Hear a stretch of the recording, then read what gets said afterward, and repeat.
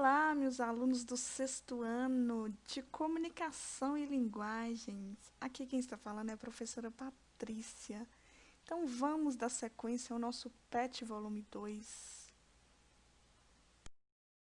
Hoje iremos trabalhar a semana 4, né? A última semana do nosso PET volume 2.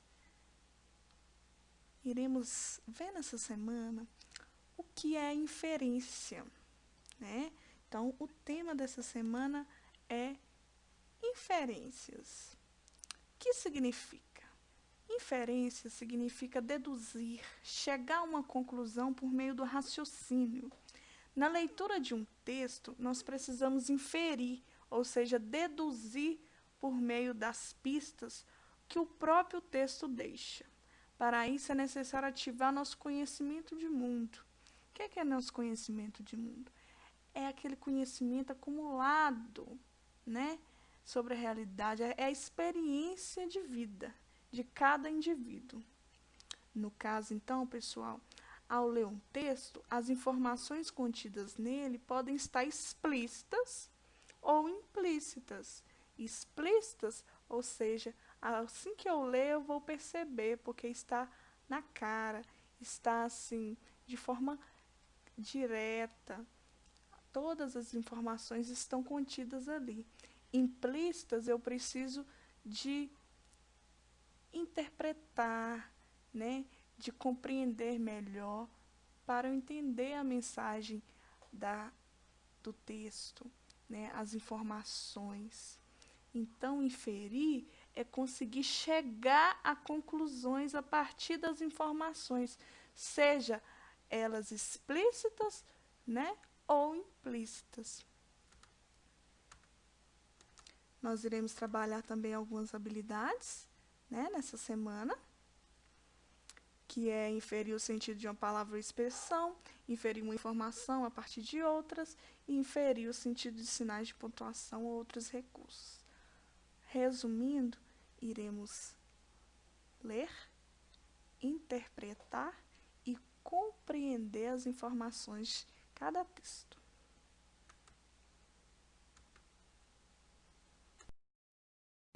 As atividades, temos aí a primeira, que é a leitura de um texto. Quem são eles? Espremidos entre a infância e a adolescência, os pré-adolescentes vivem a dualidade dessas duas fases de vida a um só tempo. Beatriz Teixeira de Sartes. Então, todo mundo acompanhando aí comigo. Quando os pais querem que eles façam alguma coisa, lá vem o discurso. Você já é bem grandinho.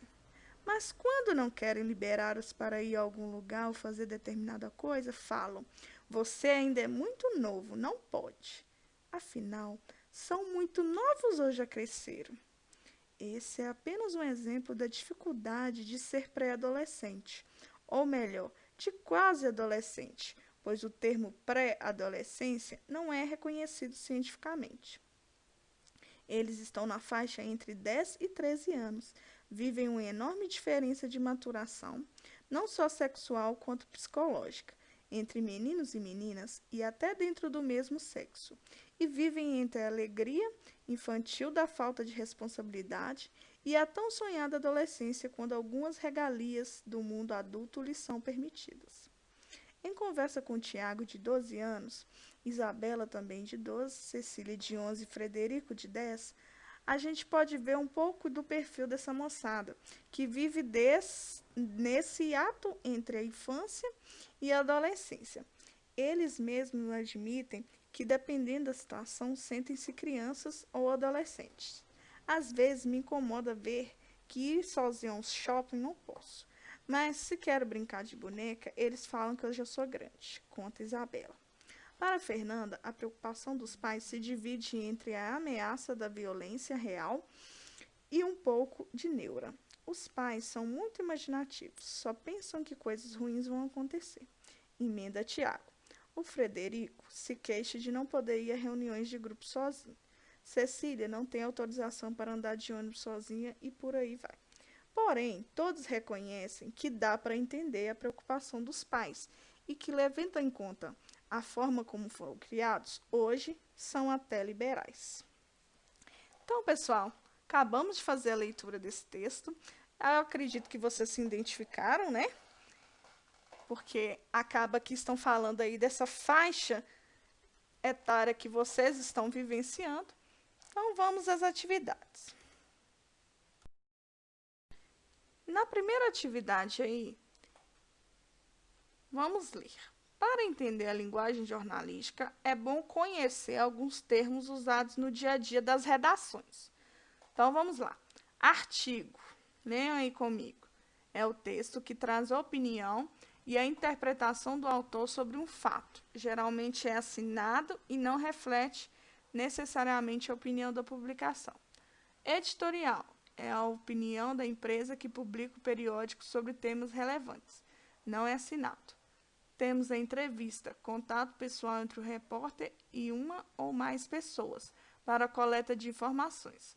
Também designa um tipo de matéria jornalística redigida sobre a forma de perguntas e respostas, também conhecida como ping-pong. Temos a legenda, texto breve colocado ao lado, abaixo ou dentro de foto ou ilustração que acrescenta informações. Temos o lead, que é a abertura de um texto jornalístico. Pode apresentar sucintamente o assunto, destacar o fato principal ou criar um clima para atrair o leitor para o texto. O tradicional responde às 6 questões básicas. O que, quem, quando, onde. Temos manchete, que pode ser tanto o título principal em letras grandes, no alto da primeira página de um jornal, indicando o fato jornalístico de maior importância entre as notícias, como também um título de maior destaque no alto de cada página. Temos a nota, que é uma pequena notícia. A pauta, que é a agenda ou roteiro dos principais assuntos a ser noticiados numa publicação. Reportagem, que é o conjunto de providências necessárias à confecção de uma notícia jornalística, que é pesquisa, cobertura de eventos, apuração, seleção de dados, interpretação e tratamento. Atividade 1. Qual o nome do jornal que veiculou o texto? Jornal Estado de Minas, né, pessoal? Qual o local e a data de publicação? Era só voltar lá que vocês iriam observar. Belo Horizonte, 14 de maio de 2000. Quem que é a autora? Beatriz Teixeira de Sales. Qual que é o assunto? Aí é só vocês escreverem espremidos entre a infância e a adolescência. Os pré-adolescentes vivem a dualidade dessas duas fases, de vida a um só tempo. Vamos preencher o quadro de forma adequada. Quem não quiser fazer o quadro, pessoal, é só colocar o que se pede, igual está aqui, né, na parte esquerda, título da reportagem, onde foi publicada, e colocar na frente. Não tem problema se não fizer quadro, não. Título da reportagem, quem são eles? Quem são eles? É uma pergunta, né? Onde foi publicada? Aí vocês vão colocar tudo certinho. Jornal Estado de Minas, Caderno Feminino, Belo Horizonte. Igual eu coloquei aqui. A data de publicação, 14 de maio de 2000. E qual foi o argumento inicial, tá? É só vocês aí pausarem o vídeo e escrever bonitinho aí quem não respondeu essa. Opinião expressada pelos adolescentes entrevistados. A Isabela, qual foi a opinião dela que está presente no texto? Aí tem lá, né? A opinião na frente. Qual que é a opinião da Fernanda? Aí vocês escrevam na frente, né? Lembrando que as opiniões desses adolescentes aqui entrevistados está explícita no texto. Por quê? Porque está presente lá. Tudo que está escrito aqui foi retirado do texto, tá bom? Então, olhe se vocês copiaram aí certinho, se responderam adequadamente, beleza?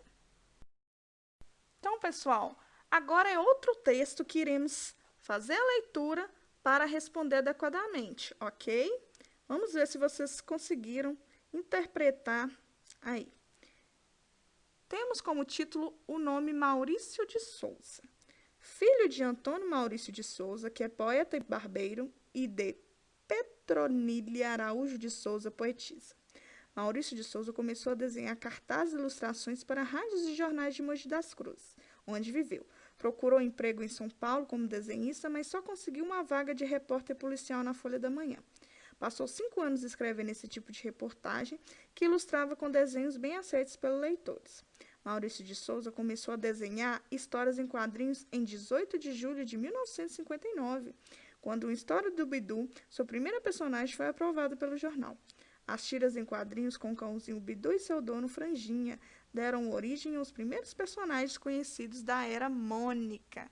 Então, pessoal, vamos às atividades. Esse texto, ele apresenta características de quê? De um relato pessoal, de um romance, de uma biografia ou de uma crônica? O que vocês acham?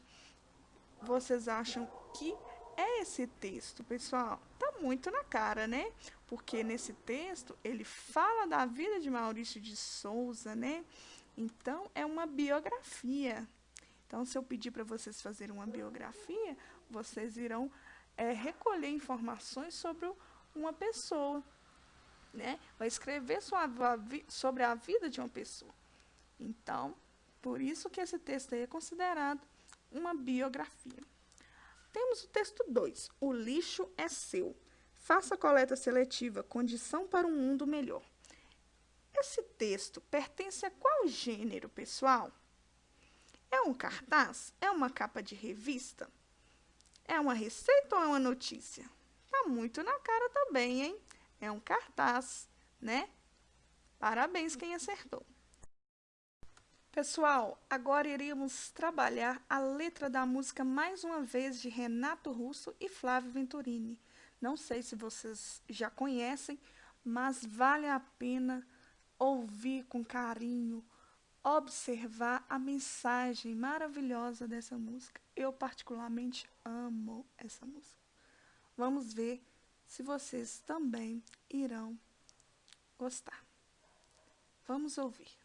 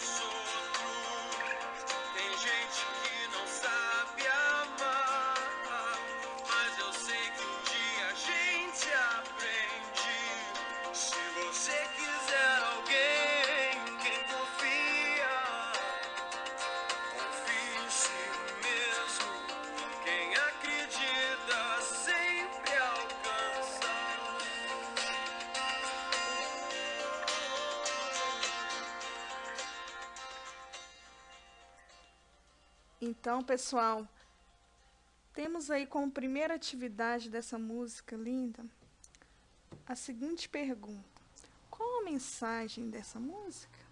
E aí, o que vocês responderam? O que vocês puderam identificar aí na letra, observar, ouvir com carinho essa música? Ela nos transmite uma mensagem positiva e de esperança, que devemos confiar em nós mesmos, correr atrás dos nossos objetivos, acreditar nos nossos sonhos, né? E que tudo vai se resolver quando um novo dia nascer. Na letra B, qual o sentido do nome Sol na música?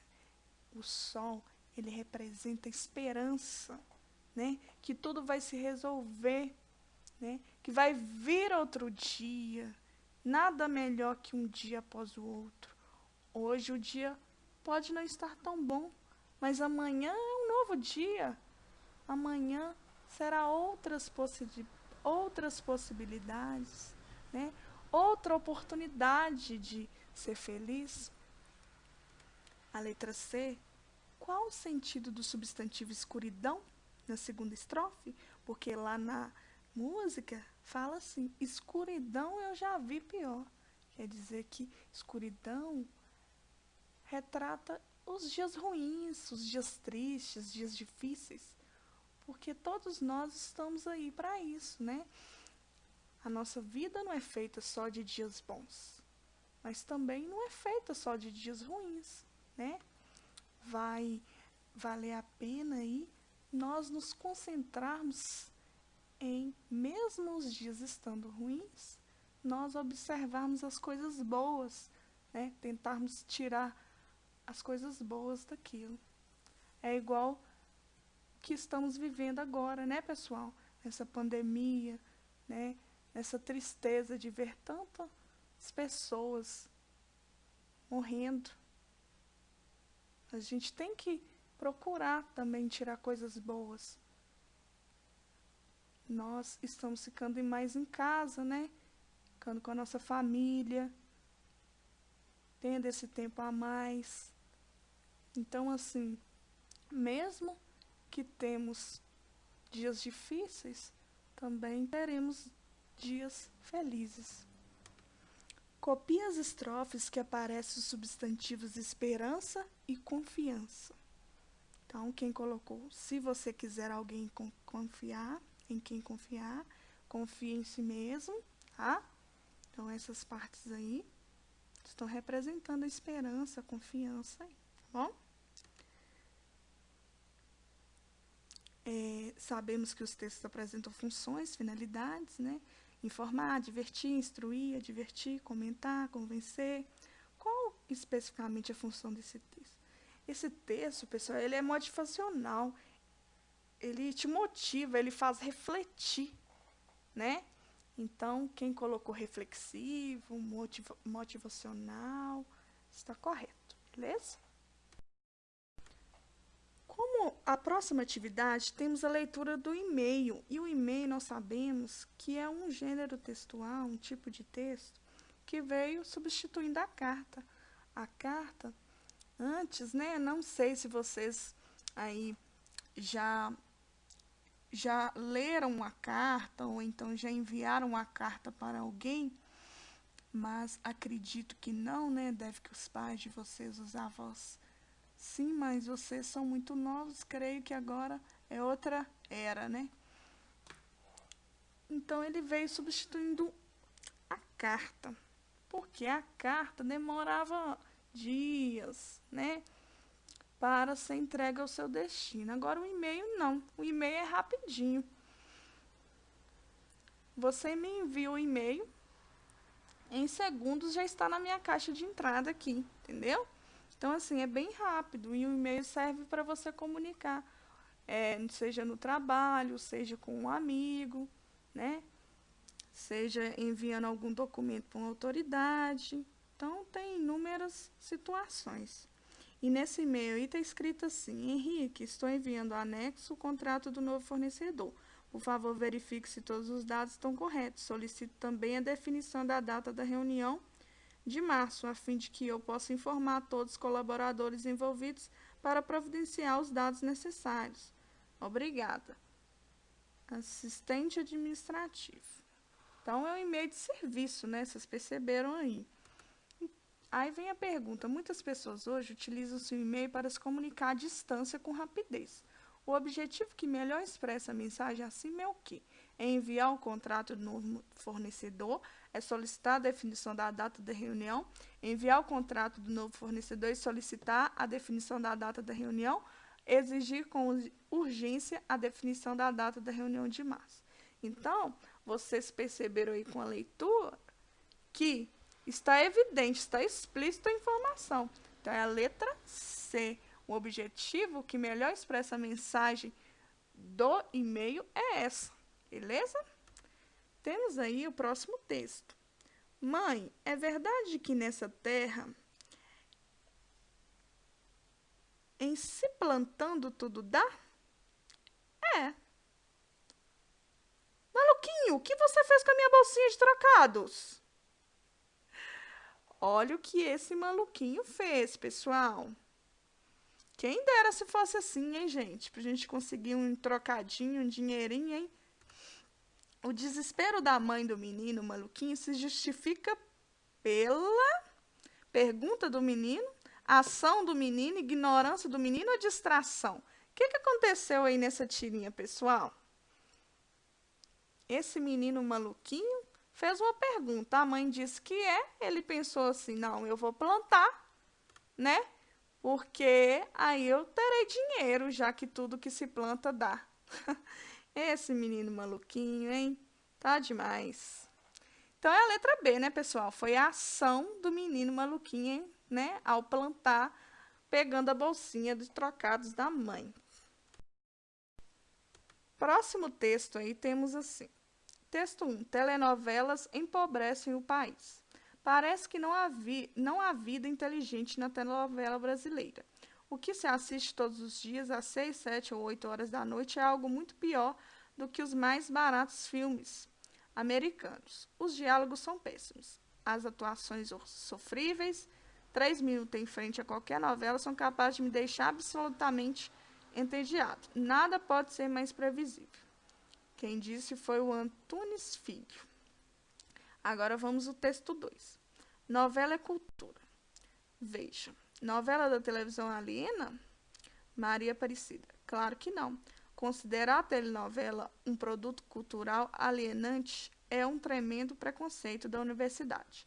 Quem acha que novela aliena está, na verdade, chamando o povo de débil mental. Bobagem imaginar que alguém é induzido a pensar que a vida é um mar de rosas, só por causa de um enredo açucarado. A telenovela brasileira é um produto cultural de alta qualidade técnica e algumas delas são verdadeiras obras de arte.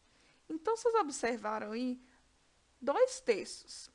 E nesses textos aí, vocês puderam perceber que um defende a telenovela e o outro acha que é horrível, não gosta. Então, vamos lá à pergunta. Com relação ao tema telenovela, marque a alternativa correta. Nos textos 1 e 2, encontra-se a mesma opinião? Não, né, pessoal? No texto 1, compara-se a qualidade das novelas aos melhores filmes americanos? O que vocês acham? No texto 2, algumas telenovelas são consideradas obras de arte. No texto 2, a telenovela é considerada uma bobagem. Então, pessoal, a única que está correta aí é o texto 2, porque algumas telenovelas são consideradas obras de arte. Na letra B, compara-se a qualidade das novelas aos melhores filmes? Não, porque fala lá que a novela é algo pior do que os mais baratos filmes americanos. Então, não tem nada a ver. Então, a letra C que é a certa. Temos aí o próximo texto, tá? O próximo texto é A Moda e a Publicidade. É Ana Sanches. Então, vamos lá. Vamos fazer a leitura. Se antes os ídolos da juventude eram os desportistas e os atores de cinema, agora são as modelos. Se no passado as mulheres queriam presidir bancos, dirigir empresas ou pilotar aviões, hoje muitas só sonham em desfilar pela passarela e ser capa de Vogue. A vida de modelo apresenta-se para muitos adolescentes como o cúmulo da felicidade, beleza, fama, êxito e dinheiro. Os aspectos relacionados com o físico são engrandecidos. Esta é uma constante da chamada civilização da imagem, imperante na atualidade. O tipo de atração que hoje impera é o de uma magreza extrema. Esta é a causa principal de uma enfermidade que ganha cada vez mais importância na adolescência. A anorexia, uma perturbação psíquica que leva a uma distorção, a uma falsa percepção de si mesmo. Na maioria dos casos, esta enfermidade costuma começar com o desejo de emagrecer. Se alguém se julga gordo, sente-se rejeitado por essa razão.